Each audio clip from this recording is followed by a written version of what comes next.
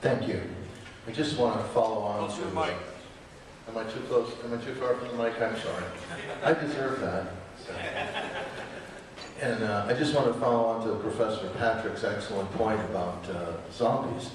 Just wanted to bring something up, reference Jews for the Preservation of Firearms Ownership, and that's it's been determined that the Jewish zombies are not a danger because they only feed on bagels.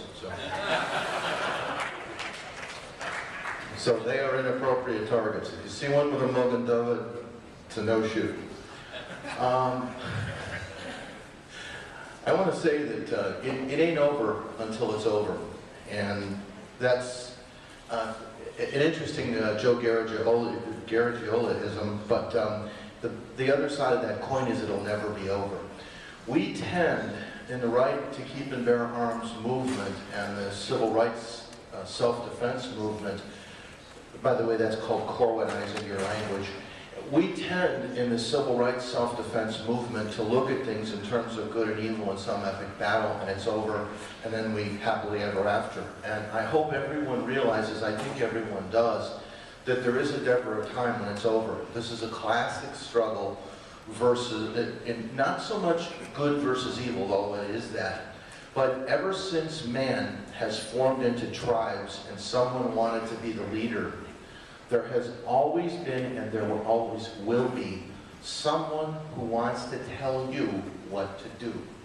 You see it everywhere. You see it, Professor Patrick just pointed it out. And especially when you get into certain communities that tend to have a top, we call those egghead communities, especially when you get into those communities, someone wants to control you. It's not about whether they're of the left or of the right, because there are both. Yes, you'll see more of it on the left, but it still exists because it's part of human nature.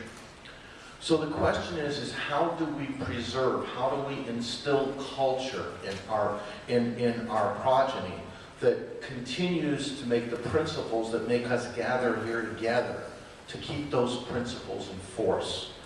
And part of it is that the battle, once the battle is joined for your rights, it's not over until you quit.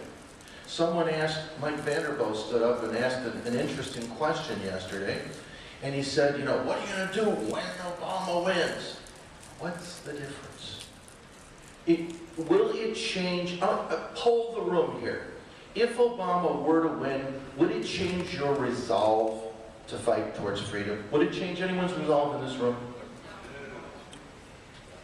As they say in Spanish, ver ves. So what? Okay, yes, it would be a bad result, but the point is, you're not going to stop teaching your children how to shoot. You're not, or your grandchildren, you know, with all due respect. I'm old enough for that too. But, you know, it's not going to change who we are or the dynamic between those who would control you and those who would teach people how to control themselves. That's really what the battle is, in my view. And the one thing we can really do is control our attitude and not be, and politely not be subservient. I heard Bob Harvey off microphone talk about something that happened to him here at this facility, and that was he gave his key to the valet. Excuse me. He gave his key to the valet, and the valet went to park his vehicle. Don't take a picture of that, please. Thanks. And he walked away to smoke a cigarette, habit he picked up in the Marine Corps, and thank him for his service.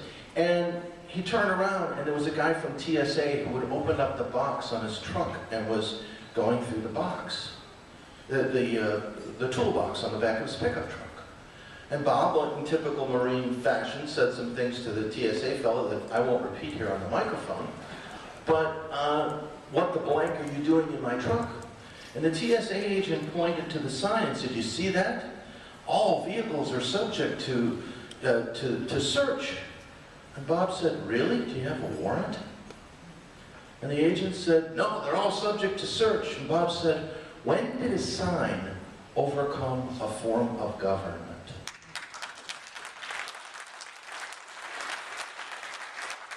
Get the away from my truck.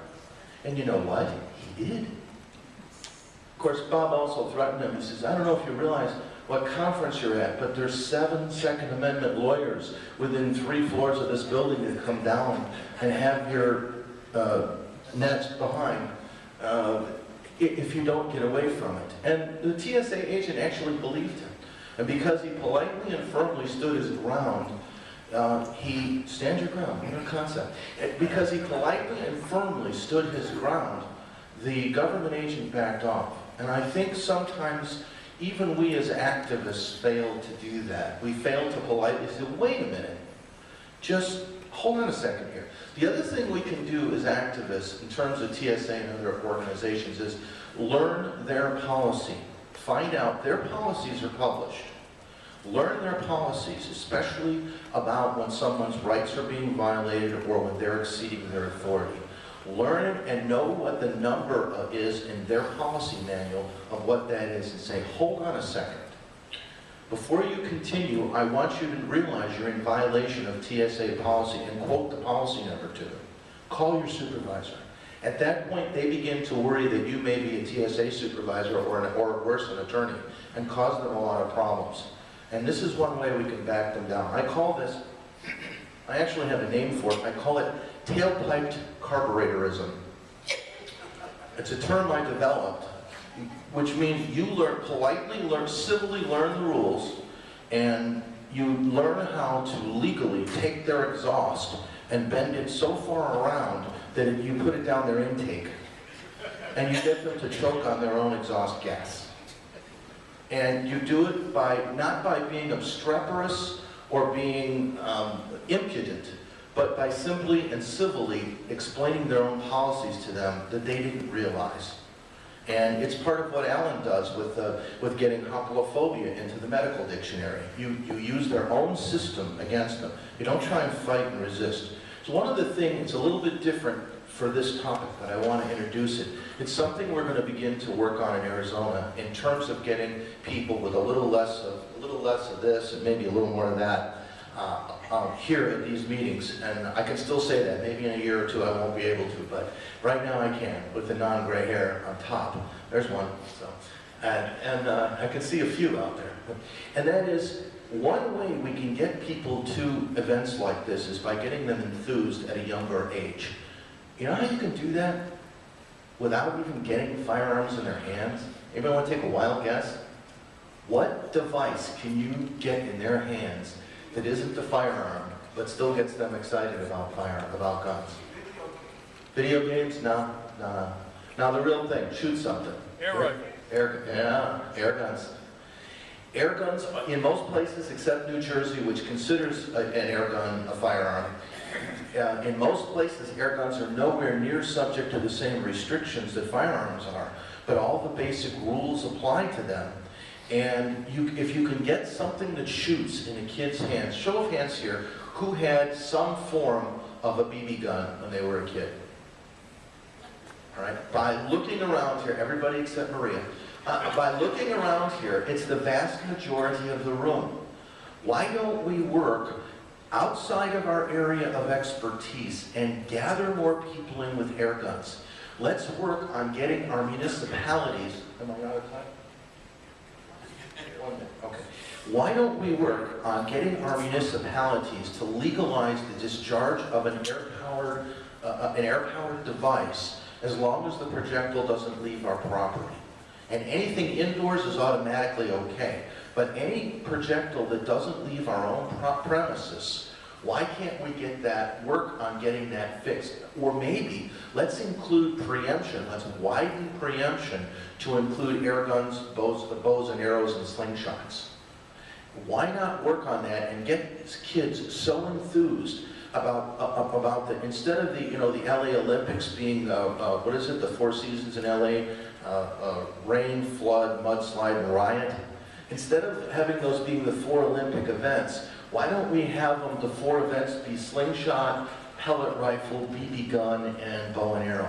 And get the kids so excited about stuff that shoots that by the time they get to firearms, you're going to have to get them into suppressed full auto before you can impress them. Thank you.